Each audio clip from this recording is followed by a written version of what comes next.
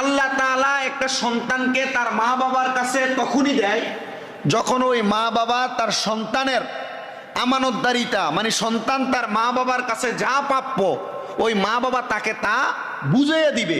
কিন্তু অনেক মা বাবা সন্তান জন্ম নেওয়ার পরে ওই সন্তানের নির্দিষ্ট পরিমাণ দায়িত্ব পালন করেন না।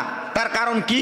তার কারণ হলো ওই মা বাবা সন্তান জন্ম দেওয়ার পরই মনে করেন যে সন্তান জন্ম দিয়েছি সে তার মতো করে চলবে। জি না, তার মতো করে চলবে না। একটা সন্তান জন্ম নেওয়ার পরে ওই সন্তানটাকে তার মা বাবা ভরণ পোষণের দায়িত্ব এমনভাবে গ্রহণ করবে, এমনভাবে সন্তানটাকে পরিচালনা করবে, ওই সন্তান ছোট থেকে 10 বছর বয়স পর্যন্ত হওয়া এই সময়টা সন্তান যখন তার প্রাপ্য হক মা বাবার কাছে পাবে, ওই সন্তান তার মা বাবাকে নির্দিষ্ট পরিমাণ সম্মান এবং নির্দিষ্ট পরিমাণ দায়িত্ব সন্তান পালন করবে।